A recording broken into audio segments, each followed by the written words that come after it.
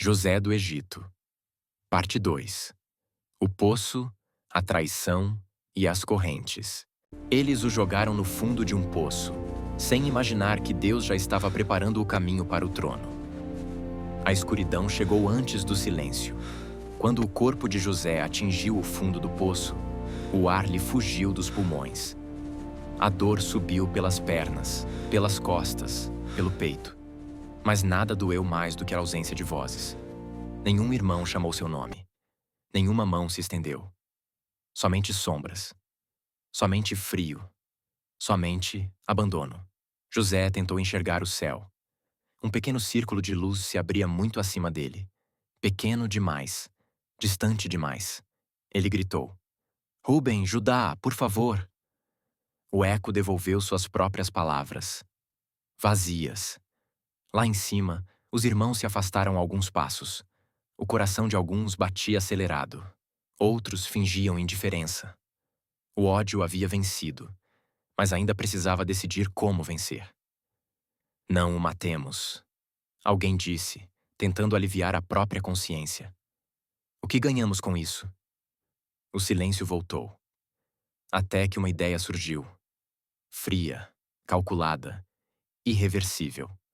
No horizonte, uma caravana se aproximava. Comerciantes ismaelitas, camelos carregados, correntes penduradas, homens acostumados a negociar vidas como mercadorias. José ouviu vozes, passos. E então, uma corda. O coração disparou. Por um instante, ele acreditou.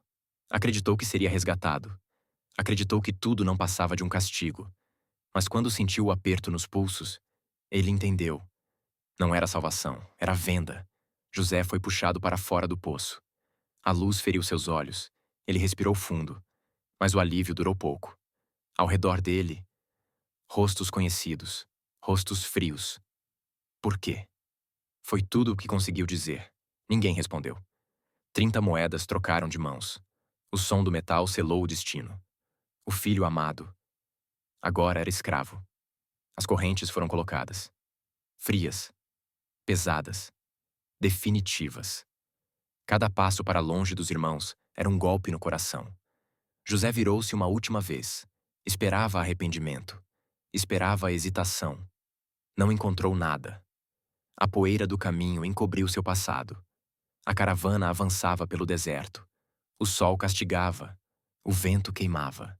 E José caminhava, sem pai, sem casa, sem túnica, sem sonhos.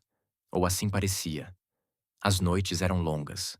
O silêncio gritava mais alto que o dia. José chorava em silêncio. Perguntava a Deus o que havia feito de errado. Onde tinha falhado. Por que o sonho agora parecia uma maldição? Mas o céu não respondia. Dias se tornaram semanas. E a terra estranha finalmente apareceu.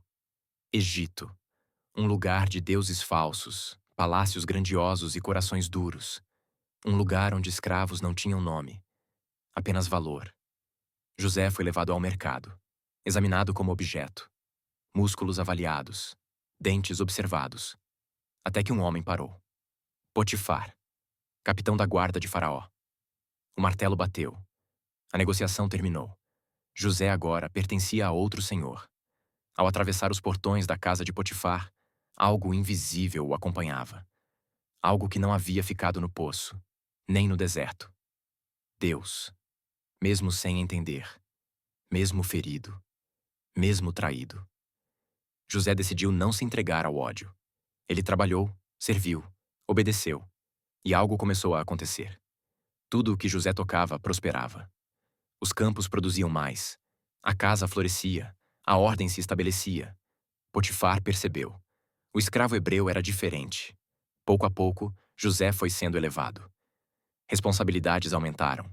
Confiança foi depositada.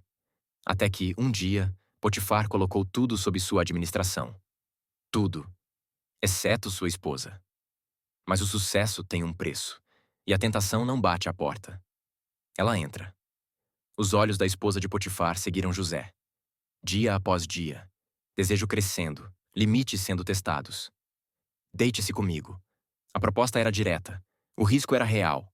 O poder estava do lado dela. Mas José se afastou. Como eu poderia fazer tamanha maldade? e pecar contra Deus. Ela insistiu. Ele resistiu.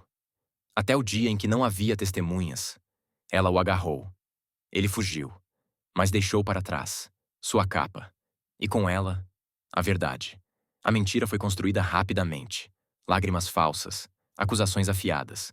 Potifar ouviu e acreditou. Não houve julgamento, não houve defesa. José foi lançado na prisão. De novo, paredes frias, portas fechadas, injustiça. Mas algo havia mudado. No poço, José era apenas um jovem ferido. Agora, ele era um homem moldado pela dor. E mesmo na prisão, Deus estava com ele. Os carcereiros perceberam. A confiança voltou a crescer. A liderança emergiu. Porque quando o céu decide preparar alguém, nenhuma corrente consegue impedir. Eles o venderam como escravo, mas Deus o estava treinando como governador. E essa história falou com você? Se esse episódio tocou o seu coração, deixe o seu like agora. E te espero no parte 3.